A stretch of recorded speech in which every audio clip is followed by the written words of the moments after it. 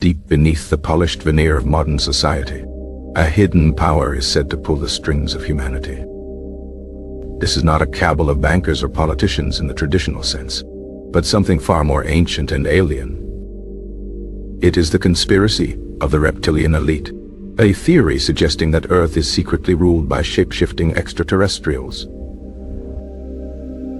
These beings, hailing from the Alpha Draconis star system, are believed to have infiltrated the highest echelons of power. They walk among us, wearing human faces as masks to conceal their true, terrifying forms. The narrative posits that these reptilian overlords have controlled human destiny for thousands of years. Their goal is singular and absolute: to maintain humanity in a state of perpetual servitude and fear. The modern popularization of this theory is largely credited to David Icke, a former English footballer. In his 1999 book, The Biggest Secret, Icke synthesized various fringe ideas into a cohesive, grand narrative. He claimed that many of the world's most influential figures are either reptilians or their unwitting pawns. This includes royal families, presidents, and titans of finance and media. These elite hybrids, a result of ancient interbreeding, form a global network of control. They are said to be cold-blooded, both literally and figuratively, lacking empathy for their human subjects. To maintain their human guise, they allegedly require the consumption of human blood or negative energy. This vampiric need connects the theory to ancient myths of blood-drinking gods and demons. Proponents of the theory point to supposed glitches in video footage of public figures as evidence. A flicker of the eyes, a strange tongue movement, or a momentary distortion of the face is seen as the mask slipping. The reptilians are also believed to operate from vast, secret underground bases hidden from public view. These subterranean networks supposedly connect key strategic points across the globe. The roots of this belief system, however, predate Icke's work significantly. Science fiction of the early 20th century explored themes of hidden, non-human races. Robert E. Ousley, Howard's 1929 story, The Shadow Kingdom, featured serpent men who could imitate humans. These fictional beings lived in secret and used mind control to manipulate humanity from the shadows. Further groundwork was laid by Zacharias Sitchin's interpretations of ancient Sumerian texts. Sitchin wrote of the Anunnaki, extraterrestrials who genetically engineered Homo sapiens as a slave race. Though dismissed by mainstream science, Sitchin's ideas provided a creation myth for the conspiracy. The reptilian narrative also intertwines with Gnostic beliefs from the early Christian era. Gnosticism spoke of a malevolent creator god, the demiurge, who trapped spirit in the material world. This entity and its servants, the archons, were often depicted with reptilian or serpentine features.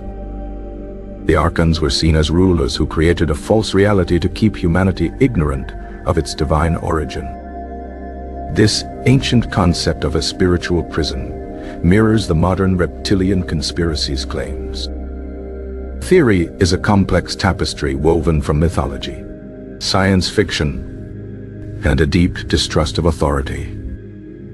It provides a simple, albeit fantastical, explanation for a complex and often chaotic world. Global conflicts, economic crises, and social upheavals are not random, but orchestrated events. They are all part of the reptilian agenda to divide and conquer the human population. The ultimate goal is the establishment of a new world order, a one-world government under their absolute control. This new order would be a high-tech prison, where human freedom is completely extinguished. Critics, however, point to the dangerous undercurrents of the theory.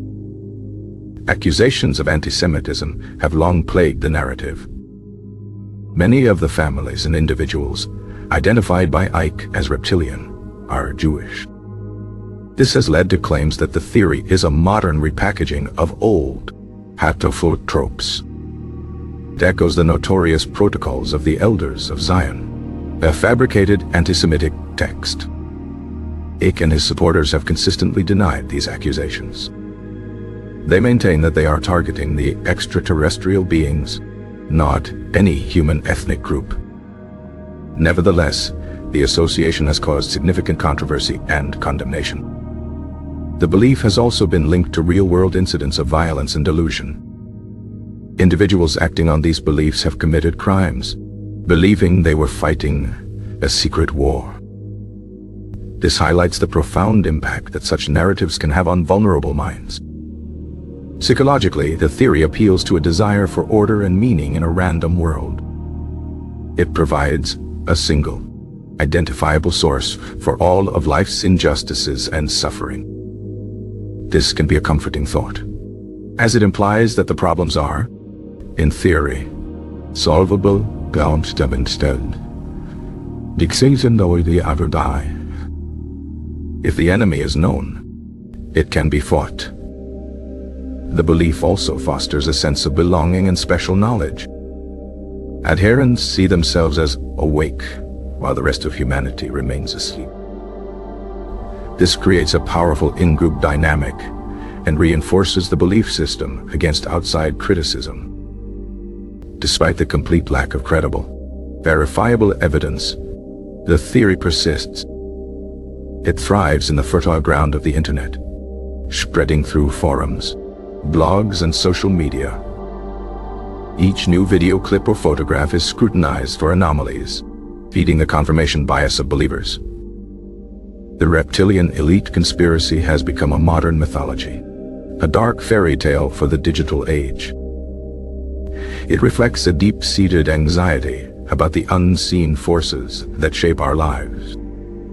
It speaks to a loss of faith in institutions and a growing sense of powerlessness. Whether seen as a dangerous delusion or a harmless eccentricity, its endurance is undeniable. The story of the reptilian rulers continues to captivate and horrify in equal measure. It serves as a stark reminder of the human need to find patterns in the chaos. And it reveals our profound fear of not being alone in the universe. Perhaps it also reveals our even deeper fear of being nothing more than puppets in a cosmic game. The narrative begins not in space, but in the annals of ancient history. Cultures across the world have worshipped serpent gods for millennia. From the Naga of India to the dragon kings of China, serpentine beings were revered and feared. These entities were often depicted as wise, powerful, and possessing secret knowledge. They were guardians of treasures, both material and spiritual. The conspiracy reimagines these gods not as divine, but as extraterrestrial manipulators.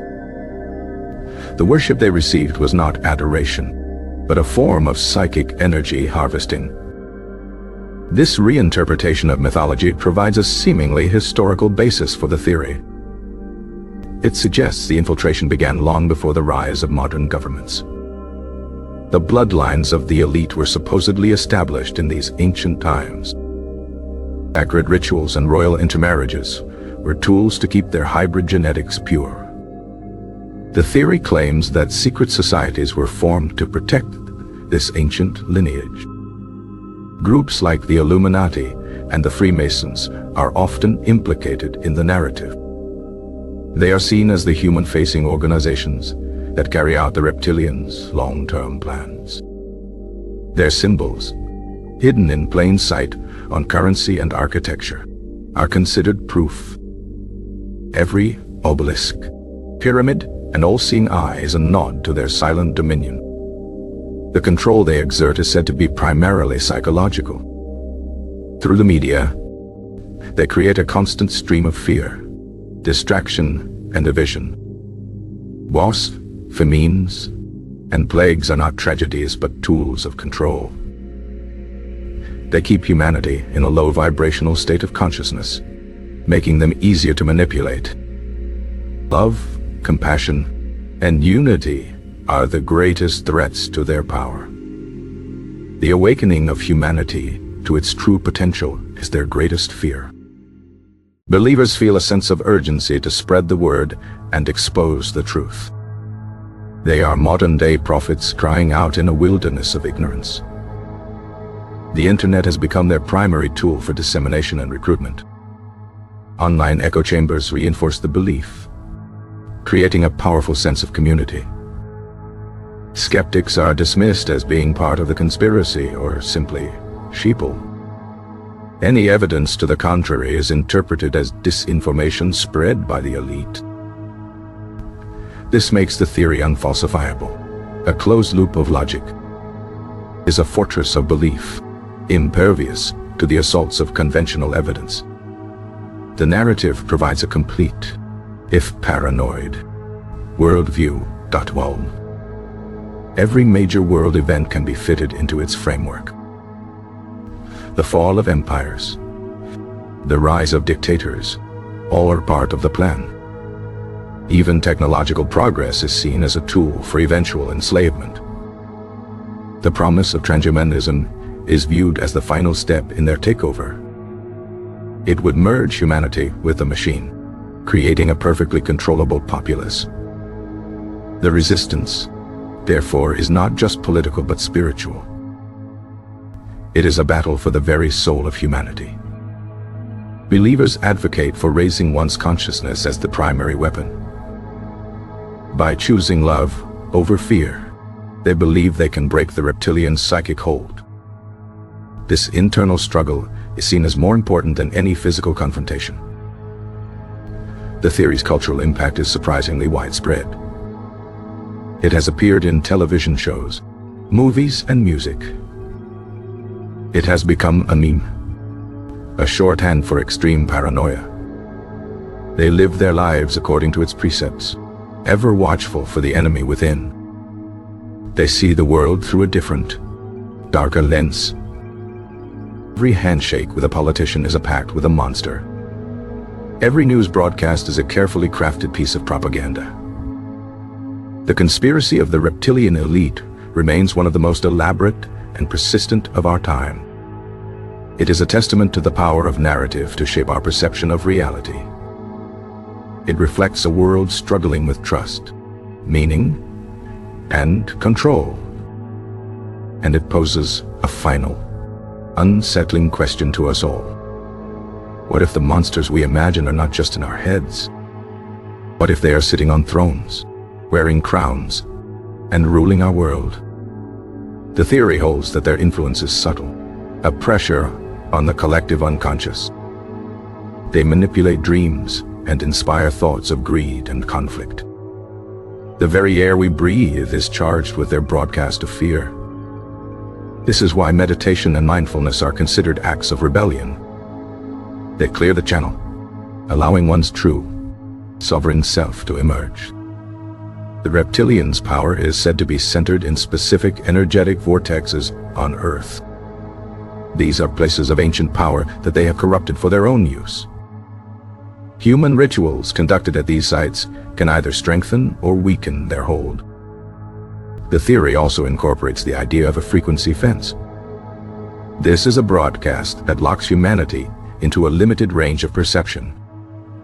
It prevents us from seeing the reptilians in their true form or understanding our own cosmic nature. Breaking through this fence is the goal of every spiritual warrior. Ultimately, the conspiracy is a narrative of profound cosmic duality.